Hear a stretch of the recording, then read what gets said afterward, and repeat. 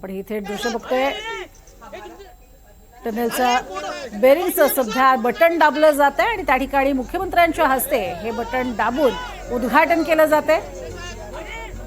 तेव्हाची इथे दृश्य आपण बघतोय टनेल बोरिंग मशीनचं हे उद्घाटन होत असतानाची ही दृश्य आहेत। मुंबईकरांचा प्रवास हा अधिक सुखकर सोयीस्कर व्हावा यासाठी हा विशेष कार्यक्रम जो आहे तो घेतला जातोय। एमआयडीएच्या वतीनं या टनेलचं काम आता हाती घेण्यात आलेलं आहे आणि या कामाच्या शुभारंभासाठी मुख्यमंत्री आणि उपमुख्यमंत्री हे या ठिकाणी उपस्थित आहेत। इतके दिवस एकमेकांवरती वेगवेगळ्या पद्धतीनं ताशेरे ओढले जात होते, मात्र ते ताशेरे केवळ आणि केवळ निवडणुकांपुरतेच होते। हेच एक प्रकारे आता दाखवण्याचा प्रयत्न आहे, कारण राज्याचा गाडा हाकण्याचं महत्त्वाचं काम त्यांच्या हातामध्ये आहे आणि त्यामुळेच मुख्यमंत्री आणि उपमुख्यमंत्री या ठिकाणी उपस्थित आहेत। आपण बघतोय टनेलसाठीचं जे बटन आहे ते बटन दाबल्यानंतर आता काम सुरू झालेलं आहे आणि टनेल बोरिंगचा शुभारंभ सुद्धा पार पडलेला आहे। मशीनच्या माध्यमातून आता टनेलचं काम हाती घेण्यात आलेलं आहे आणि अर्थातच दक्षिण मुंबईतला हा संपूर्ण मार्ग जो आहे तो सोयीस्कर व्हावा, सोपा व्हावा यासाठीचे प्रयत्न हे एमआयडीएच्या वतीने केले जात आहेत। राज्य शासनाची त्याला अर्थातच मंजुरी असल्यामुळे हे काम आता अतिशय वेगानं गतीनं होणार आहे। इथे दृश्य आपल्याला बघायला मिळतात कशा पद्धतीनं काम सध्या सुरू झालेलं आहे।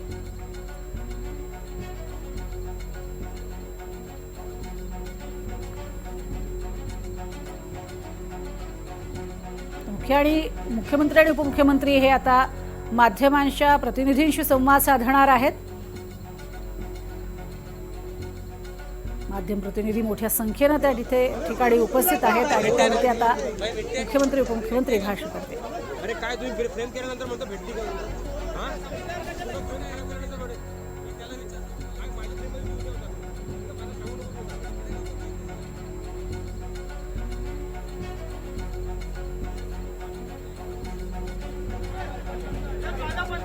काय करणार तू आता सांगतो बोलू रे।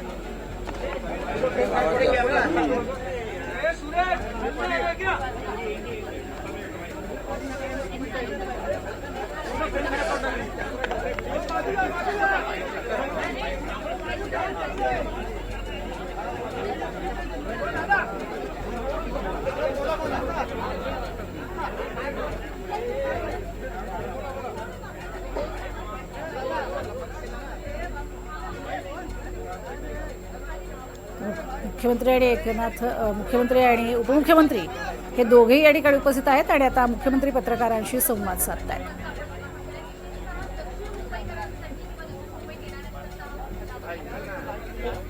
आजचा Orange Gate tunnel launching shaft आज आपण सुरू केलेला आहे आणि जी टीबीएम आहे ती आपण लॉन्च केलेली आहे। आपल्याला कल्पना आहे की जो आपला ईस्टर्न फ्रीवे आहे या फ्रीवेवरनं आल्यानंतर नागरिकांना खूप फिरून जावं लागत होतं आणि विशेषतः सर्वाधिक ट्रॅफिक जॅम म्हणजे लोक ईस्टर्न सबर्ब्समधनं 20-25 मिनिटात अर्धा तास यायचे आणि त्यानंतर अर्धा पाऊण तास लोकांना अजून ट्रॅफिकचा सामना करावा लागत होता। त्याचसोबत आपण जो नवी मुंबईचा एअरपोर्ट तयार केला आहे त्याच्याकडे जाण्याकरता दक्षिण मुंबईतले लोक किंवा वेस्टर्न सबर्ब्सचे लोक यांच्याकरताही एक प्रकारे खूप लांबचा पल्ला त्याच्यामध्ये त्यांना गाठावा लागत होता आणि म्हणूनच हा जो काही ऑरेंज गेट टनेल आहे याची संकल्पना करण्यात आली आहे। मुळामध्ये या ठिकाणी पहिल्यांदा ज्यावेळी उद्धवजींचं सरकार होतं त्यावेळी एक फ्लायओव्हरची संकल्पना मांडण्यात आली होती, मात्र आम्ही हा निर्णय केला की हा फ्लायओव्हर या ठिकाणी करणं जवळपास अशक्य आहे, कारण त्याकरता जो ट्रॅफिक थांबवावा लागेल तो थांबवणं शक्य नाही। दुसरं त्या फ्लायओव्हर करता जागा पण नाही, म्हणजे मोहम्मद अली रोडचा जो फ्लायओव्हर झाला त्याहीपेक्षा कंजेस्टेड अशा जागेत तो करावा लागला असता आणि म्हणून ही ऑरेंज गेट टनेलची संकल्पना त्या ठिकाणी आपण मांडली आणि अतिशय महत्त्वाचा असा हा अर्बन टनेल असणार आहे की ज्याच्यामध्ये आपण ईस्टर्न फ्रीवेला कोस्टल रोडशी जोडतो आहोत आणि हा जो टनेल आहे आपण विचार केला तर जवळपास 700 प्रॉपर्टीजच्या खालून चाललेला आहे. त्यातल्या अनेक 100 वर्ष जुन्या हेरिटेज प्रॉपर्टीज देखील आहेत. ईस्टर्न रेल्वे आणि सेंट्रल रेल्वे या दोन्हीच्या लाईन्स खालनं तो चाललेला आहे आणि सगळ्यात महत्त्वाचं की त्याच्याही खाली असलेली आपली जी मेट्रो 3 आहे अंडरग्राऊंड त्याच्याही 50 मीटर खालून हा टनेल जाणार आहे. त्याच्यामुळे एक प्रकारे एक ज्याला इंजिनिअरिंग मार्वल म्हणतो अशा पद्धतीचं एक इंजिनिअरिंग मार्वल आपण तयार करतो आहोत आणि त्यासोबत याची जी सगळी लांबी आहे 2 ट्विन बोगदे आहेत. हे ट्विन बोगदे मिळून ती सगळी मिळून 9 किलोमीटर येईल पण तसे 3-3.5 किलोमीटरचा एक बोगदा हा असेल आणि त्यातनं त्यांना सुरक्षिततेच्या दृष्टीने म्हणजे 2 लेन प्लस 1 इमर्जन्सी लेन अशा प्रकारची त्याची रचना असेल. मध्ये ते दोन्ही बोगदे जोडलेले असतील जेणेकरून कुठल्या अडचणीच्या वेळी त्या ठिकाणी इव्हॅक्युएशन करता येईल. अतिशय चांगली त्या ठिकाणी सगळी जी काही सिस्टीम्स आहेत त्या सगळ्या सिस्टीम्स म्हणजे जी काही हवा वगैरे आली पाहिजे किंवा तिथलं वातावरण उत्तम राहिलं पाहिजे याकरताच्या आधुनिक सिस्टीम्स त्याच्यामध्ये असतील आणि अत्याधुनिक IT AI एनेबल्ड अशा प्रकारची ट्रॅफिक मॅनेजमेंट सिस्टीम देखील याच्यामध्ये असेल. साधारणपणे डिसेंबर 28 पर्यंत याचं काम पूर्ण करायचं संकल्पित करण्यात आलेलं आहे पण आमचा आग्रह आहे की ते अजून 6 महिन्यापूर्वी संपलं पाहिजे. L&Tला हे काम मिळालेलं आहे. त्यांची पहिली टनेल बोरिंग मशीन ही आज आपण या ठिकाणी लॉन्च केली आहे. ती यापूर्वी देखील आपल्या ज्या कोस्टल रोड करता मशीन वापरण्यात आलेली आहे त्याच्यामुळे त्याचा अनुभव आहे आणि मला असं वाटतं की अत्यंत वेगानं हे काम ते पूर्ण करतील. दुसरी जी मशीन आहे ती लवकरच येईल. दुसरे टनेलचं त्या ठिकाणी बोरिंग सुरू होईल त्यामुळे वेळेत हे काम पूर्ण करणं अशा प्रकारचा आपला प्रयत्न आहे. खरं म्हणजे मुंबईच्या ट्रॅफिक करता हा एक अत्यंत महत्त्वाचा एक टप्पा असणार आहे कारण अगदी जे काही आपले वेस्टर्न सबर्ब्स आहेत तिथल्याही लोकांना न्यू मुंबई एअरपोर्टला जायला आता 2 मार्ग झालेले आहेत. एक ते लोक आपल्या वरळी टू शिवडी जो आपण एक ब्रिज करतो ओव्हरब्रिज ज्याचं काम पुढच्या वर्षी पूर्ण होईल त्याचाही उपयोग करतील आणि पुढच्या काळामध्ये कोस्टल रोडने येऊन या ऑरेंज गेट टनेलचाही ते उपयोग करू शकतील जेणेकरून लवकरात लवकर अगदी कमीत कमी वेळात ते एअरपोर्टपर्यंत पोहोचू शकतील. आणि म्हणून मला असं वाटतं एक महत्त्वाचा टप्पा आज मुंबईच्या ट्रॅफिकच्या दृष्टीने आपण पूर्ण केलेला आहे. हजारो लोकांचे हजारो तास हे या ठिकाणी आपण वाचवणार आहोत आणि MMRDAने याच्यामध्ये जो पुढाकार घेतला त्याबद्दल मी MMRDAचं देखील मनापासून अभिनंदन करतो. आज हम लोगों ने ऑरेंज गेट टनेल इसका जो टनेल बोरिंग मशीन है उसका लॉन्च किया हुआ है. हम सभी लोग जानते हैं कि मुंबई में ईस्टर्न फ्रीवे से जब व्यक्ति आता है तो आने के बाद उसको CSTM से छत्रपति शिवाजी महाराज टर्मिनस से लेकर पूरा घूमकर जाना पड़ता है. बहुत ज़्यादा ट्रैफिक जाम होता है. किसी को अगर दक्षिण मुंबई से एयरपोर्ट जाना है न्यू मुंबई एयरपोर्ट जाना है तो भी काफ़ी घूम के जाना पड़ता है. किसी को वेस्टर्न सबर्ब से जाना है तब भी कई अड़चने हैं. इसके मद्देनज़र ये तय किया गया कि जो हमारा ईस्टर्न फ्रीवे है उसको कोस्टल रोड से जोड़ने के लिए एक टनेल तैयार किया जाए. ये जो टनेल है एक इंजीनियरिंग मार्वल है. करीब 2 टनेल मिलाकर ये 9 किलोमीटर का होगा लेकिन सिंगल स्पैन 3 किलोमीटर का होगा और इस टनेल में ये करीब करीब 700 प्रॉपर्टीज़ के नीचे से जा रहा है. कई प्रॉपर्टीज़ इसमें की हेरिटेज प्रॉपर्टीज़ है. इसके साथ साथ दोनों जो सेंट्रल लाइन और वेस्टर्न लाइन है ये दोनों लाइन्स के नीचे से जा रहा है और उससे भी नीचे से जो मेट्रो की लाइन 3 जाती है उसके भी 50 मीटर नीचे से ये जाएगा. तो एक प्रकार से अर्बन टनेल्स का ये एक इंजीनियरिंग मार्वल हम लोग तैयार कर रहे हैं ये दिसंबर 2028 तक पूरा होगा, लेकिन हमारा प्रयास है कि 6 महीने पहले इसको किस प्रकार से समाप्त किया जाए। एल&टी ने ये काम लिया हुआ है।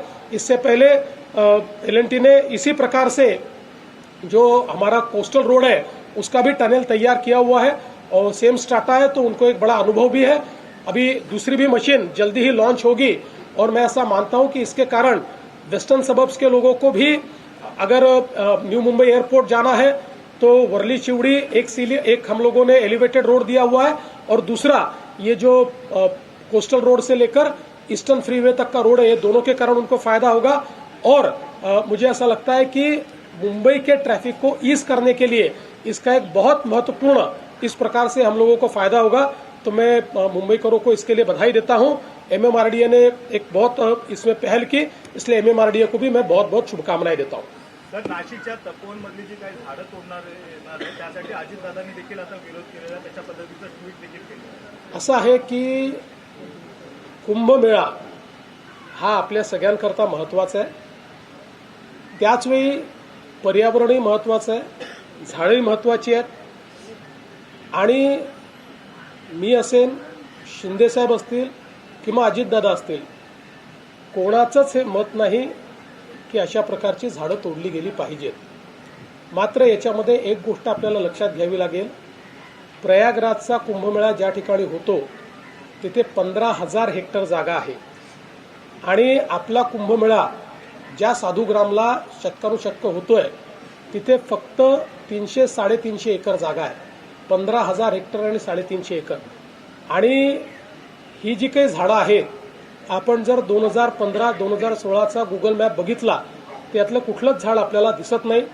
ज्यावेळेस महाराष्ट्र सरकारने 50 कोटी वृक्ष लागवडीचा कार्यक्रम घेतला त्या काळात नाशिक महानगरपालिकेने विचार करून ही झाडं लावली, कारण ती रिकामी जागा होती, 12 वर्षात आपण एकदाच ती वापरतो। आता ज्यावेळी तिथे साधुग्रामचा विचार झाला त्यावेळी साधुग्राम तिथे तयार करता येत नाही, कारण डेन्स अशा प्रकारची झाडं झालेली आहेत आणि म्हणून आता हा प्रश्न निर्माण झालेला आहे।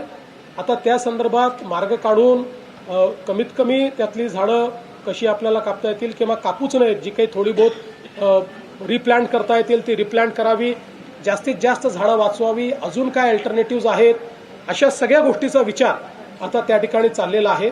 मला एवढंच वाटतं की विनाकारण या संदर्भात ऍक्टिव्हिजम करणं काही लोकांनी सुरू केलं आहे। काही लोक पर्यावरणवादी बनलेले आहेत, म्हणजे पर्यावरणवादी जे असतील त्यांच्याबद्दल मला फार त्यांच्याबद्दल आदर आहे, पण काही लोक राजकीय कारणाने देखील पर्यावरणवादी बनलेले आहेत। त्यांना माझं एवढंच म्हणणं आहे की कुंभमेळा हा निसर्गाशी साधर्म्य साधणाराच आपल्या संस्कृतीचं एक प्रतीक आहे, त्यामुळे यातनं आम्ही अशा प्रकारचा मार्ग काढू की ज्यातनं निश्चितपणे पर्यावरणाचाही ऱ्हास होणार नाही। पण काही लोकांना असं वाटतंय की कुंभमेळ्यात अडथळेच यावे, अशा लोकांना मात्र मी सांगतो की अडथळे आम्ही येऊ देणार नाही। केंद्रीय कृषी मंत्र्यांनी स्पष्ट केलं आहे की आतापर्यंत पावसामुळे झालेल्या नुकसानाचा अहवाल अद्यापही केंद्राला दिला नाहीये, केंद्राकडे मदत मागितली नाही महाराष्ट्र सरकारने। पुन्हा एकदा आपल्याला सांगतो की जी प्रश्न उत्तरं येतात ही 35 दिवस आधी सबमिट केलेली प्रश्न उत्तरं असतात।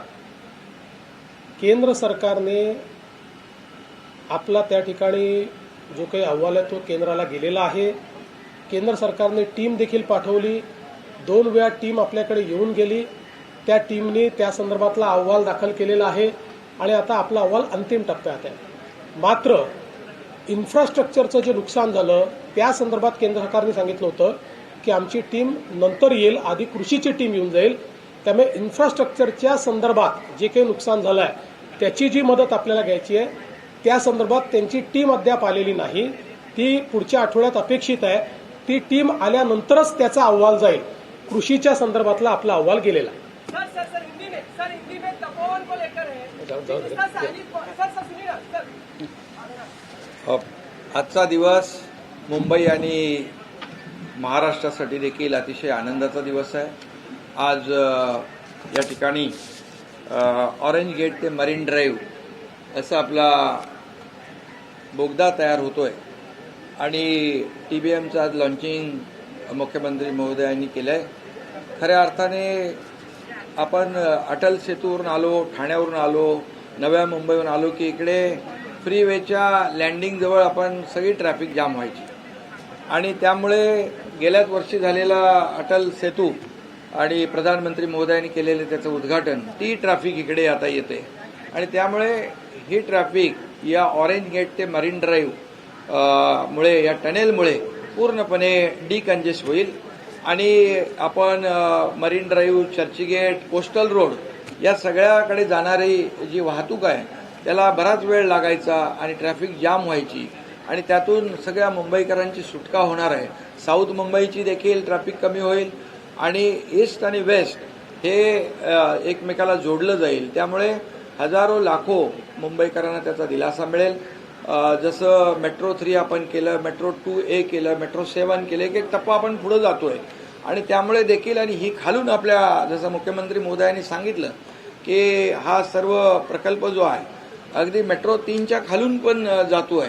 त्यामुळे हा अतिशय आधुनिक पद्धतीचा हा टनेल आहे आणि मला वाटतं आपला कोस्टलला हात वापरला आणि ते काय त्याचं नाव मावळा होता, मावळा, आणि मावळा जेव्हा कामाला लागतो तेव्हा आपण पाहतो की कोस्टल रोड किती भराभरा झाला आणि या ठिकाणी देखील हा TBMचा जो मावळा आहे हा देखील या ठिकाणी हा 9 किलोमीटरचं जे टनेल आहे हा एकदम युद्ध पातळीवर, जसं मुख्यमंत्री म्हणाले की बिफोर टाइम, 6 महिने अगोदर आम्ही अपेक्षा याची धरतोय.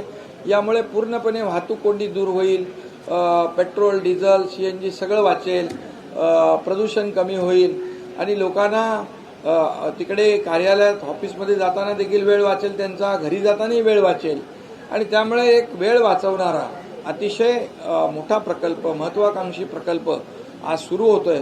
यामुळे मुंबईकडे देखील, वेस्टर्न मुंबईकडे जाताना आणि नवी मुंबई एअरपोर्टकडे जाताना देखील याचा फायदा होईल आणि लोकांचा खूप वेळ वाचेल आणि त्यामुळे हा अतिशय महत्वाकांक्षी गेम चेंजर प्रकल्प म्हटलं तर वावगं ठरणार नाही.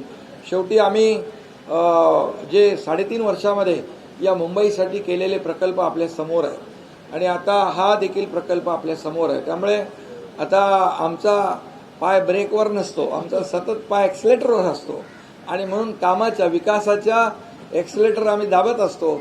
यापूर्वी जसं मुख्यमंत्री म्हणाले की यापूर्वीच्या सरकारमध्ये सगळ्यात ब्रेक लावून ठेवला होता, तो ब्रेक आम्ही काढून टाकला आणि एक्सलेटरवर पाय ठेवलेला आहे.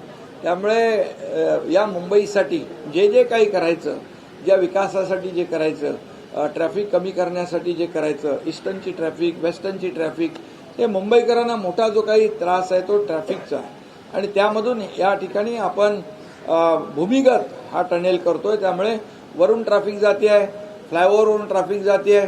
आता टनेलमधून देखील मुंबईकरांना आपल्याला प्रवास करता येईल. जसं आपण कोस्टलचाही टनेल पाहिला आणि आपण बिकेशीत देखील टनेलचा जे काही आम्ही प्रकल्प करतोय MMRDAच्या माध्यमातून. त्यामुळे आता जमिनी खालून देखील वाहतूक कोंडी दूर करण्याचा हा एक मोठा प्रकल्प, मोठा प्रयोग आहे आणि म्हणून मी MMRDAचे सर्व अधिकारी आणि त्यांचे सर्व कर्मचारी, त्यांचे सर्व इंजिनियर्स आणि L&T या सगळ्यांचं मनापासून मी अभिनंदन करतो. अतिशय उत्तम हा प्रकल्प हा सुरू होईल आणि एक मगाशी म्हटल्याप्रमाणे इंजिनिअरिंग मार्वल खऱ्या अर्थाने या प्रकल्पातून आपल्याला पाहायला मिळेल की मुंबईत देखील अशा प्रकारचे प्रकल्प जे आपण फक्त परदेशात पाहत होतो ते प्रकल्प मुंबईमध्ये होत आहेत. याचा सगळ्यांनाच आनंद आहे, आम्हालाही अभिमान आहे आणि म्हणून मी यासाठी जे जे काही सर्व सहकार्य करतायत, ज्यांचं योगदान यामध्ये होणार आहे, या सगळ्यांचं मनापासून अभिनंदन. शिंदेसाहेब, काल मतदान पार पडलं आणि त्यामध्ये तुमचे जे आमदार, मतदान पार पडल्या लगेच हे काम सुरू झालं. नाही पण मतदान पडलं काम झालं, मात्र संतोष बांगर असतील, संजय गायकवाड असतील, यांसारख्या आमदारांची जी कृत्य बघितली कालची, अरे जे लोकप्रतिनिधींनी आपण कसं वागलं पाहिजे हे ठरवलं पाहिजे आणि निवडणूक प्रक्रियेमध्ये देखील या ठिकाणी निवडणूक प्रक्रिया लोकशाही मार्गाने झाली पाहिजे असं आमचं मत आहे. बोगस मतदानाचा पाहायला मिळतो. आता काँग्रेस होती कुठे? प्रचारात तर दिसलीच नाही.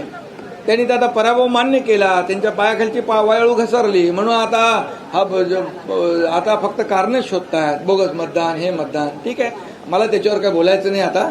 परंतु एकच आहे की काम करणारे लोक ज्यांनी काम केलं ते आम्ही सर्वजण फील्डवर होतो, पण महाविकास आघाडी कुठे दिसत नव्हती. ठीक आहे, आता काय दिसतंय इकडे? आता काय म्हणजे काय काम नसलं तरी फक्त हसत राहायचं असं काय? अरे तुम्ही सगळे प्रश्न तुमचे, उत्तर तुमची, पतंग पण तुम्हीच उडवता.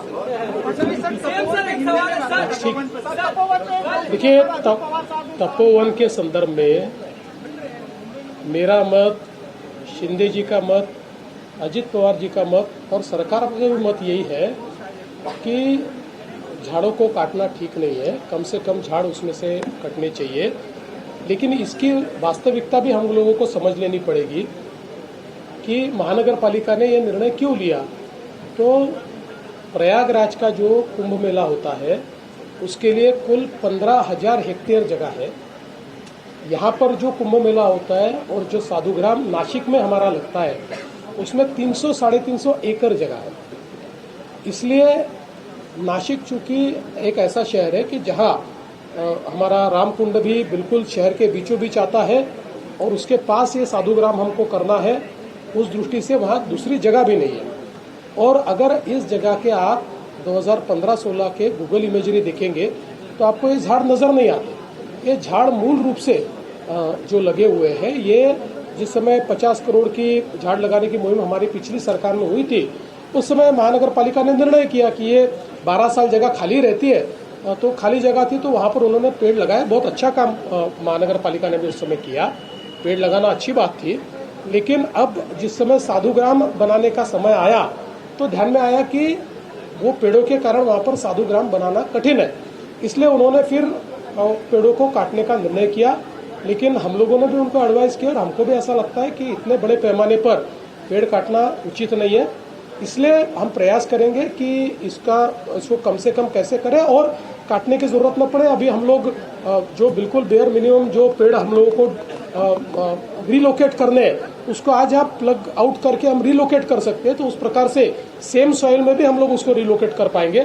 तो उस प्रकार से उन्होंने प्रयास करना चाहिए. कंसल्टेंट्स को जो इस क्षेत्र में बोटनिस्ट जो है या फॉरेस्ट विभाग के जो लोग हैं इनसे कंसल्ट करना चाहिए. इस प्रकार से हम लोगों ने उनको कहा हुआ है. मेरा इतना ही कहना है कि इस पर जो राजनीति हो रही है वो राजनीति बहुत गलत है, क्योंकि कुंभ मेला एक हमारी बहुत ही प्राचीन ऐसी सनातन परंपरा है. और कुंभ मेला ये एक प्रकार से हमारा जो एक पर्यावरण के साथ, निसर्ग के साथ हमारा एक जो रिश्ता है, इस रिश्ते को व्याख्यात करने वाला है. इसलिए कोई नहीं चाहेगा कि कुंभ मेले में हम पर्यावरण का ह्रास करें. उल्टा इस कुंभ मेले के निमित्त से हम लोगों ने क्लीन गोदावरी कार्यक्रम हाथ में लिया है और गोदावरी को पूरा साफ हम लोग कर रहे हैं, प्लांटेशन बड़े पैमाने पर कर रहे हैं. तो मुझे लगता है कि इसमें राजनीतिकरण नहीं होना चाहिए. जो आवश्यक है वो किया जाएगा, लेकिन अनावश्यक किसी को भी पेड़ काटने नहीं दिए जाएंगे. लोकल बॉडी इलेक्शन में जो तनाव खासकर कल नजर आया, जिस तरह के राजनीतिक समीकरण थे, तो बीजेपी राष्ट्रवादी से या शिंदे को राष्ट्रवादी से लड़ता हुआ नजर आया. सवाल अब इसके आगे जाकर ये भी 30 तारीख को काउंटिंग होनी है, इसलिए भी ईवीएम रखी जानी है. वो भी एक लॉयडर का बड़ा इशू होगा. कभी से सुरक्षा की मांग लोग कर रहे हैं कल और बात. देखिए, पहली बार तो बात तो ये है कि ये कार्यकर्ताओं का चुनाव था. इसलिए हम तीनों पार्टियों ने यह तय किया कि जहां जहां कार्यकर्ता प्रबलता से चुनाव लड़ना चाहते हैं वहां कार्यकर्ताओं को लड़ने दिया जाना चाहिए, क्योंकि ये बिल्कुल हमारी आखिरी इकाई है शहरों में. और कार्यकर्ता हमेशा कहता है कि भाई आप लोगों के लिए हम मेहनत करते हैं, हमारे लिए आप कब करोगे. इसलिए हमने तय किया कि कार्यकर्ताओं को लड़ने दीजिए. हम तीनों नेता अपने कार्यकर्ताओं के लिए प्रचार में भी गए. मैं मुख्यमंत्री हूं, लेकिन मैं 10,000 वोट वाले शहर में भी गया, क्योंकि वहां कार्यकर्ता लड़ रहा था और इस माध्यम से लोगों तक हमारी बात पहुंचती है. इसलिए हमने इस चुनाव को ठीक ढंग से निभाया. और मुझे ऐसा लगता है कि इक्का दुक्का जगह पर तनाव हुआ, मैं नहीं कहता, लेकिन वो छोड़कर ओवरऑल कहीं पर भी तनाव नहीं दिखा. ये पीसफुली हुआ, क्योंकि हमने अपने अपने कैडेंस को कहा था कि भाई कहीं पर अगर हम एक दूसरे के सामने लड़ रहे हैं तब भी हम एक दूसरे के शत्रु नहीं, हम एक दूसरे के दोस्त हैं। हम लोग साथ में सरकार चलाते हैं, इसलिए इसको अलग ढंग से न लिया जाए। तो मुझे लगता है कि इस मामले में कोई किसी के मन में शंका नहीं है। और मैं आज भी कहता हूं कि आप देखिएगा, हम तीनों पार्टियां मिलाकर 75% जो नगर पालिकाएं हैं उस पर हमारा कब्जा होगा या हम लोग उसको जीतेंगे। हमारा कब्जा होगा या हम लोग उसको जीतेंगे, तीनों पार्टियां मिलाकर। और अब ये तो ठीक है कि 21 तारीख का मतदान, अब उसके ऊपर तो मैंने उसके ऊपर मेरा भाष्य किया है कि बहुत ही गलत निर्णय है। लेकिन अब चूंकि न्यायालय का निर्णय और इलेक्शन कमीशन का जो निर्णय होता है, दोनों को स्वायत्तता है, तो उस पर हम ज्यादा क्रिटिसाइज नहीं कर सकते। लेकिन मुझे पूछेंगे तो मुझे चुनाव डेफर करने का भी और जो काउंटिंग है उसको डिफर करने का है, दोनों निर्णय मुझे ठीक नहीं लगे हैं। तो उस पर मेरा रिजर्वेशन है ही। लेकिन मुझे लगता है पुलिस के ऊपर ये जिम्मेदारी है, क्योंकि ये आज ही मैं आपको बोल देता हूं कि जैसे लोग हारेंगे 21 को काउंटिंग के बाद, जैसे हारेंगे वैसे ये लोग बताएंगे कि सरकारी पार्टी ने षड्यंत्र करके काउंटिंग को आगे बढ़ाकर ईवीएम कैसे बदल दिए। ये रिथोरिक आने वाला है, ये एक प्रकार से उनका डायलॉग तय है। लेकिन फिर भी मुझे इस बात का विश्वास है और इसलिए मैं तो आज अपील करता हूं कि इलेक्शन कमीशन ने पॉलिटिकल पार्टीज को अलाउ किया है। सारी जो अपोजिशन की पॉलिटिकल पार्टियां हैं अपने 2-2 प्रतिनिधि ये जहां ईवीएम रखे हैं उसके बाहर खड़ा करे, 24 घंटा पहरा दे, हारने के बाद इसके ऊपर टिप्पणी न करे। मुख्यमंत्री फडणवीसांनी वेगवेगळ्या विषयांवरती भाष्य केलेलं आहे आणि कालच्या निवडणुका त्यानंतर त्या संदर्भात आलेला न्यायालयाचा निर्णय यावरही भाष्य केलेलं आहे। तर साधू ग्राम संदर्भात केलेल्या प्रश्नावरती सुद्धा त्यांनी म्हटलेलं आहे की काही लोक हे राजकीय कारणातनं पर्यावरणवादी झालेले आहेत, मात्र कमीत कमी वृक्षतोड होईल किंवा त्यांना रिप्लांट केलं जाईल यासाठीचे आमचे प्रयत्न सुरू आहेत, असंही भाष्य त्यांनी केलेलं आहे।